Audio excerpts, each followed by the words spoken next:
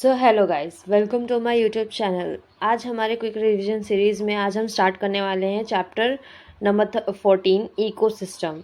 ठीक है, आइए चलिए स्टार्ट करते हैं। इकोसिस्टम क्या होता है? The system which is managed by our environment. ठीक है, हमारा एनवायरमेंट जो सिस्टम मेंटेन करके रखता है उसे हम बोलते हैं इको सिस्टम। इकोसिस्टम में कुछ फंक्शनल कंपोनेंट्स दिए गए हैं। ठीक है, functional components of ecosystem. First topic हम पढ़ेंगे, उसमें हमारा जो है प्रोडक्टिविटी। तो प्रोडक्टिविटी क्या होता है?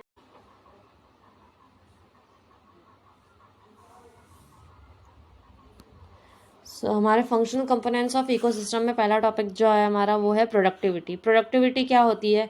किसी भी चीज़ में अगर देखा जाए तो प्रोडक्टिविटी क्या होती है? किसी चीज़ में आप अगर एक्सेल कर रहे हो और ज़्यादा ग्रोथ कर रहे हो तो उसे हम क्या बोलते हैं? प्रोडक्टिविटी। तो यहाँ पे हम देखेंगे किसका प्रोडक्टिविटी? बायोमास। ठीक है, rate of biomass production is called productivity. अगर सपोज प्लांट की बात करें तो प्लांट एक जगह पे, एक एरिया में, पर्टिकुलर एरिया में या फॉरेस्ट ले लेते हैं, तो वहाँ पर जो प्लांट्स की ग्रोथ है, ठीक है, प्लांट्स कितने ग्रो किए हैं उस लैंड पे, उस पर्टिकुलर एरिया में, तो प्लांट का जो ग्रोथ है वो लैंड से अटैच्ड है। लैंड पे हम बोल सकते हैं कि उसका मास है, उसका वेट है कुछ। अगर मैं उस प्लांट को हटा दूँ तो मतलब वो लैंड वो उतना एरिया खाली हो जाएगा, मतलब उसका वेट, जो उस प्लांट का वेट है उस लैंड के ऊपर, ठीक है, वो भी कम हो जाएगा। तो यहाँ पर बायोमास का मतलब क्या है? बायोमास मतलब लिविंग ऑर्गेनिजम्स कितना स्पेस ऑक्यूपाई कर रहे हैं, ठीक है, लैंड पर, उसे हम कहते हैं बायोमास। ठीक है, तो अगर बायोमास अभी अगर सपोज प्लांट छोटा है तो उसका एरिया कम होगा।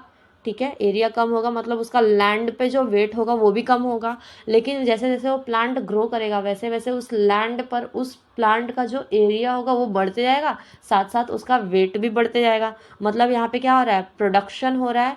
प्लांट जैसे जैसे न्यू प्रोड्यूस हो रहा है और ग्रोथ कर रहा है तो उसके अंदर क्या देखने मिल रहा है? उसका बायोमास भी बढ़ रहा है। तो अगर बायोमास प्रोड्यूस हो रहा है, बायोमास बढ़ रहा है, तो इस चीज़ को हम बोलते हैं productivity. The rate of biomass production is called productivity. तो प्रोडक्टिविटी दो टाइप की होती है, एक प्राइमरी होती है और एक सेकेंडरी होती है। प्राइमरी पहली बार जो प्रोड्यूस हुआ रहेगा, सपोज अगर कोई बंजर ज़मीन है या कोई खाली ज़मीन है जिसपे कुछ भी नहीं था, एक प्लांट भी नहीं था, लेकिन वहाँ पर अपने आप से प्लांट आया। ठीक है, भले कुछ सालों बाद आया, कितने भी साल लग जाए उसको आने में, लेकिन वहाँ पर खुद से एक प्लांट आया। ठीक है, फर्स्ट टाइम आया है, फर्स्ट स्पीशीज, जैसे पायनियर स्पीशीज था, तो वहाँ पे फर्स्ट टाइम प्रोडक्टिविटी देखने मिली है। अब वो प्लांट से होते होते हर्ब्स क्रिएट होंगे, हर्ब से श्रब, श्रब से ट्रीज, स्मॉल ट्रीज, फिर स्मॉल से बिग ट्रीज, बिग ट्रीज से ऐसा फॉरेस्ट क्रिएट हो जाएगा। ठीक है, तो यहाँ पर इस चीज़ को स्टार्टिंग से जो डेवलप हुई है उस चीज़ को हम बोलते हैं, जो फर्स्ट टाइम हुई उसे हम बोलते हैं प्राइमरी प्रोडक्टिविटी। ठीक है, प्राइमरी प्रोडक्टिविटी का फॉर्मूला दिया गया है NPP equals to GPP minus R। तो NPP क्या होता है? Net primary productivity. GPP मतलब ग्रॉस प्राइमरी प्रोडक्टिविटी और R मतलब होता है रेस्पिरेटरी लॉस। तो यहाँ पे नेट प्राइमरी प्रोडक्टिविटी और ग्रॉस प्राइमरी प्रोडक्टिविटी क्या होता है? ग्रॉस मतलब बोल सकते हैं कि अगर कोई प्लांट सपोज मैंने लगाया है, एग्जांपल के लिए कोई प्लांट लगाया है, तो उसका जो बायोमास या उसका जो एरिया था, उस लैंड, उस एरिया के ऊपर जो उसका वेट था, ठीक है, कितना होगा वो? जितना भी होगा वो, ठीक है, वो टोटल को अगर मैं बोलूँगी तो उसे बोलते हैं हम लोग ग्रॉस प्राइमरी प्रोडक्टिविटी। अब वो जैसे जैसे बड़ा होगा तो उसका प्लांट का प्रोडक्शन बढ़ेगा, तो उसका उस एरिया पर वेट भी बढ़ेगा। वेट बढ़ रहा है मतलब उसके अंदर कुछ चीज़ों का प्रोडक्शन हो रहा है। तो उसका जो अगर सपोज कोई बड़ा प्लांट, अब वो बड़ा प्लांट में डेवलप हो गया, तो उसका जो पूरा प्रोडक्टिविटी होगा, कितना प्रोड्यूस किया है, उसका प्रोडक्टिविटी कितना है, उसको लेंगे तो हम उसे बोलते हैं GPP, मतलब ग्रॉस प्राइमरी प्रोडक्टिविटी। लेकिन अब वो बड़ा हो रहा है, तो बड़ा हो रहा है तो ऐसा तो है नहीं ना कि बॉडी से कुछ रिलीज नहीं करेगा, बॉडी से कुछ वेट तो रिलीज करेगा ना, इन the form of respiratory losses. ठीक है, रेस्पिरेशन तो कर रहा है, रेस्पिरेशन नहीं करेगा तो वो बढ़ेगा कैसे? तो रेस्पिरेशन के थ्रू उसकी कुछ प्रोडक्टिविटी क्या हो रही है? रिलीज होती जा रही है, तो उसे हम बोलते हैं रेस्पिरेटरी लॉसेस। और रेस्पिरेटरी लॉस होने के बाद जो उसकी बॉडी में बच जाएगा, ठीक है, प्रोडक्टिविटी, उसे हम बोलते हैं NPP। ग्रॉस क्या होता है? टोटल, हाँ, रेस्पिरेटरी को भी प्लस कर देंगे तो उसको बोलेंगे टोटल जो बचेगा ग्रॉस प्राइमरी प्रोडक्टिविटी। लेकिन अगर रेस्पिरेटरी को माइनस कर दूँ, रेस्पिरेटरी लॉस को निकालने के बाद कितना बचेगा, वो NPP, नेट प्राइमरी प्रोडक्टिविटी। जैसे आप लोग ले सकते हो एग्जांपल के लिए सैलरी। अगर आप जा रहे हो कहीं किसी कंपनी में जॉब कर रहे हो, तो आपकी जो टोटल पेमेंट होगी वो होती है ग्रॉस प्राइमरी प्रोडक्टिविटी, लेकिन आपको PF वगैरह कट के मिलता है, ठीक है, PF वगैरह कट के मिल रहा है, तो यहाँ पे R को ले सकते हो अपना PF, और जो आपको हाथ में मिल रहा है इन हैंड सैलरी, उसे हम बोलते हैं नेट, ठीक है, नेट। ये डिपेंड्स किस पे करेगा, प्रोडक्टिविटी किस पे डिपेंड करेगा, प्लांट की स्पीशीज़ पर, कितना स्पीशीज़ ग्रो हुआ है पर्टिकुलर एरिया में, ठीक है, उसके ऊपर डिपेंड करेगा। प्लस एनवायरमेंटल फैक्टर, अगर एनवायरमेंटल फैक्टर अच्छा होगा तो जल्दी जल्दी ग्रो होगा, प्लांट बहुत जल्दी प्रोड्यूस होंगे। एयर, वाटर, सॉइल, ठीक है, न्यूट्रिशन, उसको ऑक्सीजन मिल रहा है कि नहीं, CO2 मिल रहा है कि नहीं, तो इन सब पे भी, एनवायरमेंटल फैक्टर्स पे भी वो डिपेंड करता है। अवेबिलिटी ऑफ न्यूट्रिएंट्स, अगर वहाँ पर सॉइल है तो सॉइल के अंदर न्यूट्रिएंट्स होने चाहिए, अच्छे खासे न्यूट्रिएंट्स होंगे तो जल्दी ग्रोथ करेगा। Photosynthetic capacity of plants photosynthetic करना चाहिए। अगर फोटोसिंथेटिक कैपेसिटी उसके पास है तो उसको किसी और के ऊपर डिपेंड नहीं होना पड़ेगा अपने फूड के लिए, और वो जल्दी जल्दी ग्रो हो जाएगा। सेकेंडरी ग्रोथ क्या होता है, सेकेंडरी प्रोडक्टिविटी जिसे हम कहते हैं। सेकेंडरी प्रोडक्टिविटी, अगर सपोज अभी यहाँ पे हमने देखा था कि स्टार्टिंग में ऐसा कोई एरिया है जहाँ पर कुछ भी नहीं था, खाली था वो एरिया, लेकिन वहाँ पे प्लांट का डेवलपमेंट हुआ, तो प्लांट ग्रो हुए। अब सपोज वो पूरा फॉरेस्ट में कन्वर्ट हो गया, एक नॉर्मल लैंड जहाँ पे कुछ नहीं था वो कन्वर्ट हो गया एक फॉरेस्ट एरिया में।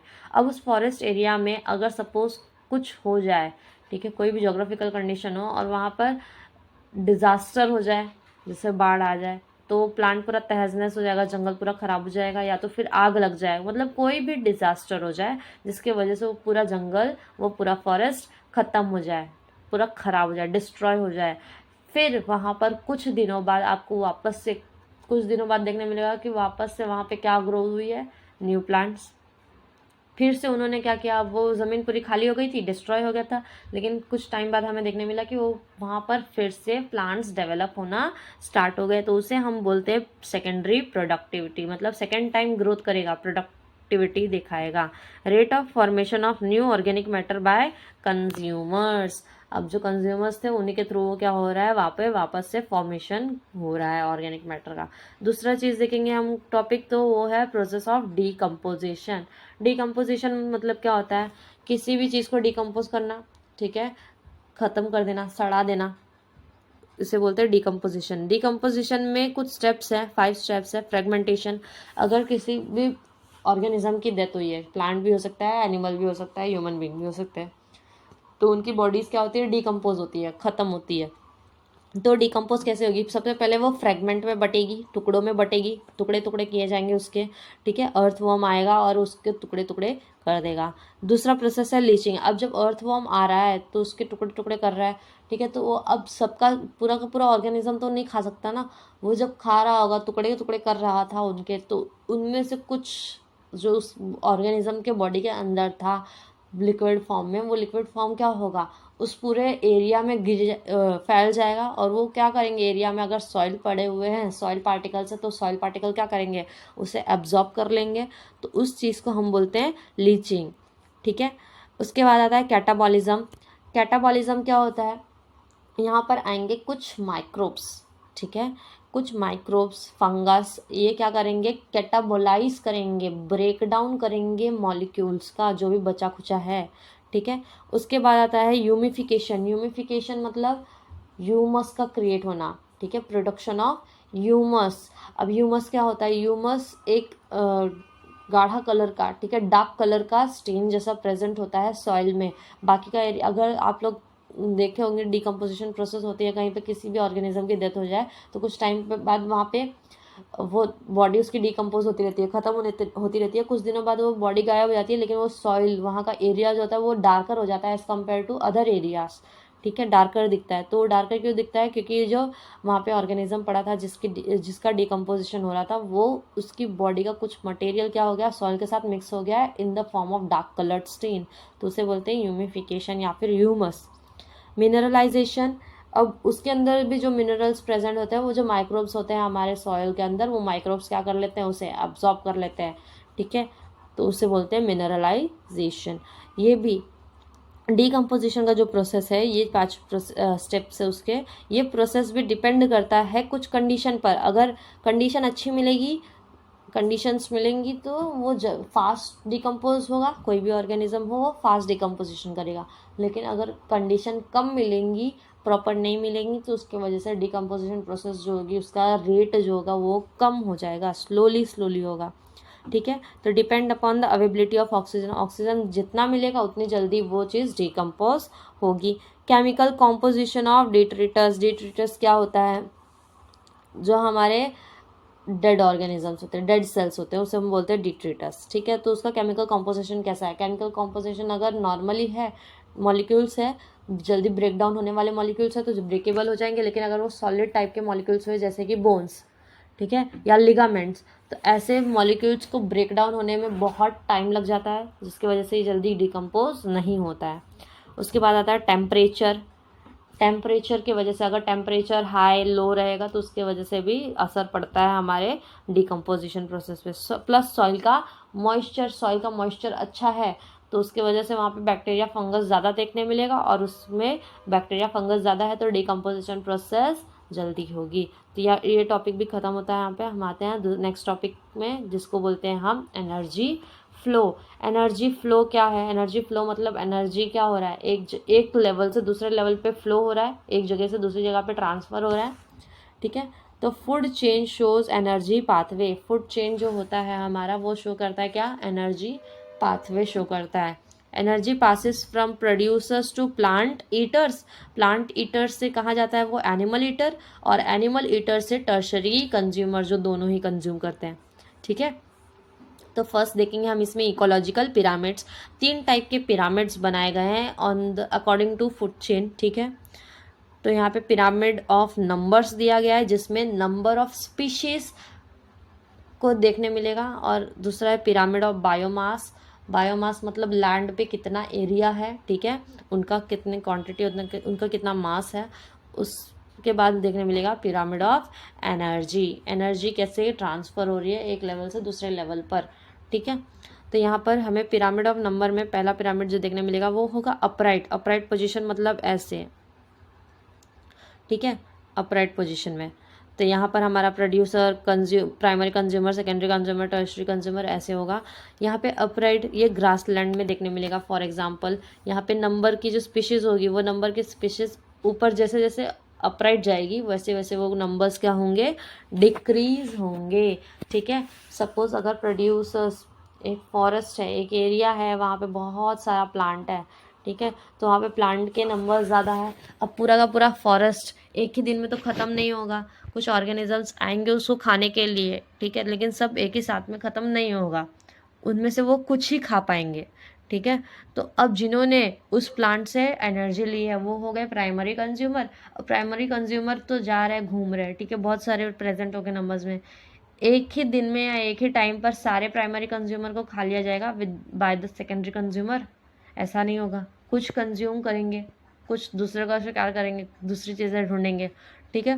तो एक ही टाइम पर तो ख़त्म नहीं होगा। मतलब प्राइमरी कंज्यूमर जो एनर्जी ली थी वो एनर्जी अब ट्रांसफ़र हो गई किसमें, सेकेंडरी कंज्यूमर में, कुछ या सारे नहीं। तो क्या हो रहा है यहाँ पे, नंबर पहले ज़्यादा था प्लांट का, फिर नंबर डिक्रीज हुआ किसका, प्राइमरी कंज्यूमर का। अब फिर उससे भी कम क्या देखने मिलेगा हमें, सेकेंडरी कंज्यूमर का, और उनसे भी कम देखने मिलेगा टर्शरी कंज्यूमर का। इसे बोलते हैं अपराइट पोजीशन। एक्सेप्शन केस देखने मिलता है इन्वर्टेड पोजीशन। इन्वर्टेड पोजीशन मतलब डाउनवर्ड्स जाएगा ऐसा, ठीक है। तो यहाँ पर हमारा जो पिरामिड होगा वो इन्वर्टेड पोजीशन में देखने मिलेगा। ये कब, एक जब हम बात करेंगे सिर्फ एक ट्री की, तो एक ट्री पे, ट्री तो एक ही है, प्लांट एक ही है, मतलब प्रोड्यूसर क्या है, सिर्फ एक है, ठीक है। लेकिन यहाँ पर उसको खाने वाले, उसके ऊपर लिजर्ड्स बहुत सारे हैं, ठीक है, उसको खाने के लिए ग्रास हॉपर, लिजर्ड्स, ये बहुत सारे हैं। उनसे भी ज़्यादा जब सेकेंडरी कंज्यूमर जो उनको खाएंगे, ठीक है, जो कीड़े मकोड़े खाते हैं वो वाले लिजर्ड्स, उनसे ज़्यादा होंगे क्योंकि दिख दिख कर आएंगे उन्हें, ठीक है। तो यहाँ पे क्या होगा, हमारा ट्री इकोसिस्टम में अगर देखा जाएगा तो ये एक्सेप्शन केस है जहाँ पे हमें इन्वर्टेड पिरामिड देखने मिलेगा। अब आते हैं हमारे पिरामिड ऑफ नंबर्स में, पिरामिड ऑफ बायोमास वेटेज के हिसाब से, ठीक है। तो अपराइट पोजीशन बनेगी जिसकी ग्रासलैंड पर ही देखा जाएगा, ग्रासलैंड पे सेम वैसे ही रहेगा। बस उसके यहाँ पे हम नंबर्स की बात कर रहे थे कि स्पीशीज़ का नंबर क्या होगा, डिक्रीजिंग ऑर्डर में जाएगा या इंक्रीजिंग ऑर्डर में, तो हमें देखने मिला डिक्रीजिंग ऑर्डर में। वैसे ही यहाँ पे बायोमास का है, तो बायोमास भी यहाँ पे क्या होगा, डिक्रीज होगा, क्योंकि पूरा का पूरा फॉरेस्ट एक ही टाइम पे तो ख़त्म नहीं होगा, तो मतलब फॉरेस्ट पे से कुछ ही बायोमास रिलीज हो पाया है, ठीक है। एक्सेप्शन देखने मिलेगा पॉन्ड में। पॉन्ड में जितने लोअर लेवल पर हम जाएंगे उतने लोअर लेवल पे हमें प्लांट्स या प्रोड्यूसर्स कम देखने मिलेंगे, ऑर्गेनिजम्स कम देखने मिलेंगे, क्योंकि जहाँ तक ऑक्सीजन का लेवल जाएगा वहीं तक ही हमें ऑर्गेनिज्म देखने मिलेंगे। मतलब पॉन्ड या फिर लेक या जो ओशन वगैरह में देखोगे तो ऊपर लेवल पर ही हमें क्या देखने मिलता है, ज़्यादा से ज़्यादा ऑर्गेनिज्म प्रेजेंट होते हैं। उसके थोड़ा नीचे जाएंगे तो लेवल जितना नीचे जाते रहेंगे उतना ही वहाँ पे क्या होगा, पॉपुलेशन डिक्रीज होती रहेगी। मतलब यहाँ पर अगर हम पिरामिड देखें तो नीचे से पिरामिड का पोजीशन जो है वो ऊपर की तरफ जा रहा है, ठीक है, असेंडिंग ऑर्डर में। पिरामिड ऑफ एनर्जी, इसमें एक ही पिरामिड बनता है जो कि हमेशा अपराइट पोजीशन होता है, ऊपर की तरफ जाएगा, क्योंकि एनर्जी हमेशा लॉस्ट होती है as heat in the form of heat at each step. जैसे ही एक लेवल से एनर्जी दूसरे लेवल पर फ्लो करती है तो एनर्जी लॉस्ट होगी ही होगी, ठीक है, in the form of heat. तो एनर्जी का पिरामिड था। उसके बाद आते हैं हमारा नेक्स्ट टॉपिक है जो ट्रॉपिक लेवल। ट्रॉपिक लेवल क्या होता है, तो यहाँ पे specific place occupied by an organism in the food chain, तो उसे हम बोलते हैं हमारा ट्रॉपिक लेवल। कोई भी स्पेसिफिक ऑर्गेनिज्म अगर हमारे ट्रॉपिक लेवल पर कोई पोजीशन मेंटेन कर रहा है तो उसे हम बोलते हैं ट्रॉपिक लेवल। जैसे कि यहाँ पर अगर मैंने पिरामिड बनाया तो ये हमारा क्या है, ये T1 level, T2 level, T3 level, ये हमारा ट्रॉपिक लेवल है। जैसे जैसे ऊपर जाएगा वैसे वैसे ट्रॉपिक लेवल बढ़ते जाएगा। तो ट्रॉपिक लेवल 1 पे हमारे कौन होते हैं, प्रोड्यूसर्स। ट्रॉपिक लेवल 2 पे primary consumer, secondary consumer, tertiary consumer. कुछ ऑर्गेनिजम्स को रखा गया है उन लेवल पर, तो उस लेवल को हम बोलते हैं trophic level. Different trophic level कौन कौन से हैं, देखो यहाँ पर। पहला प्राइमरी कंज्यूमर दिया है, बट यहाँ पे आएगा प्राइमरी प्रोड्यूसर्स, ठीक है, इसको करेक्शन कर लेना। प्राइमरी प्रोड्यूसर को हम फर्स्ट ट्रॉपिक लेवल बोलते हैं, जिसमें होते हैं plants, phytoplankton, grass and trees, ठीक है, ये फर्स्ट आते हैं। कभी भी पिरामिड बनाओगे, इन्वर्टेड शेप हो या पिरामिड शेप हो, कोई भी शेप हो, तो वो उसमें फर्स्ट लेवल पर हमारा प्रोड्यूसर ही आएगा। उसके बाद आता है हमारा primary consumer. Primary consumer second trophic level पे आते हैं, हमारे सेकेंड लेवल पर, ठीक है, जिसको हम बोलते हैं हर्बीवोर्स, क्योंकि ये क्या होते हैं, ये हमारे प्लांट को खाते हैं, प्लांट को खाने वाले हैं। ऐसे बोल सकते हो कि ये वेजिटेरियन है, ठीक है। तो उसमें हम आते हैं, हमारे कौन कौन से एग्जाम्पल है, जू प्लैंकटन, ग्रास हॉपर, काव, ठीक है। फिर आते हैं हमारे सेकेंडरी कंज्यूमर, जो किसको खाते हैं, प्राइमरी कंज्यूमर्स को। इसका पोजीशन क्या है, थर्ड ट्रॉपिक लेवल, जिसको हम कहते हैं कार्निवोर्स। कार्निवोर्स मतलब नॉन वेजिटेरियन बोल सकते हो आप लोग। बर्ड्स, फिशेस, वुल्फ, ये क्या करते हैं, हमारे हर्बीवोरस एनिमल्स को खाते हैं। उसके बाद आते हैं टर्शरी कंज्यूमर, जिसको हम कहते हैं, जो कहाँ पे होते हैं हमारे,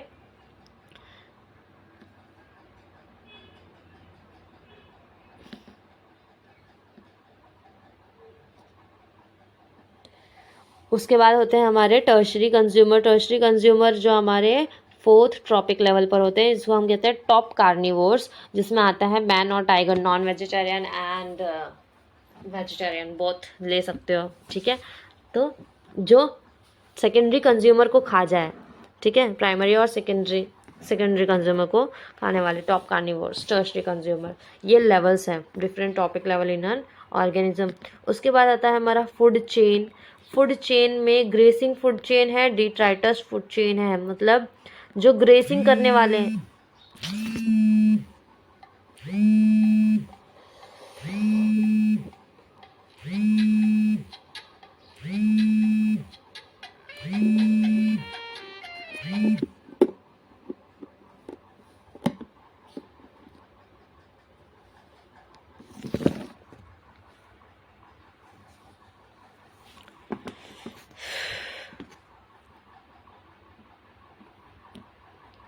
उसके बाद आता है हमारा नेक्स्ट टॉपिक जिसे हम बोलते हैं फूड चेन। फूड चेन में दो टाइप के फूड चेन देखने मिलेंगे, एक ग्रेसिंग और एक डिट्राइटस। ग्रेसिंग मतलब बिगिन विद द प्रोड्यूसर, ठीक है, ये प्रोड्यूसर से स्टार्ट होता है at the first trophic level. ये वाले प्राइमरी कंज्यूमर्स को हम कहते हैं जो प्लांट्स खाते हैं, ग्रेस करते हैं, ठीक है, प्लांट्स वगैरह खाते हैं, उसे हम बोलते हैं ग्रेसिंग फूड चेन। तो ये वाले चेन को हम क्या बोलेंगे, ग्रेसिंग फूड चेन। इन दोनों चेन को हम बोलेंगे ग्रेसिंग फूड चेन।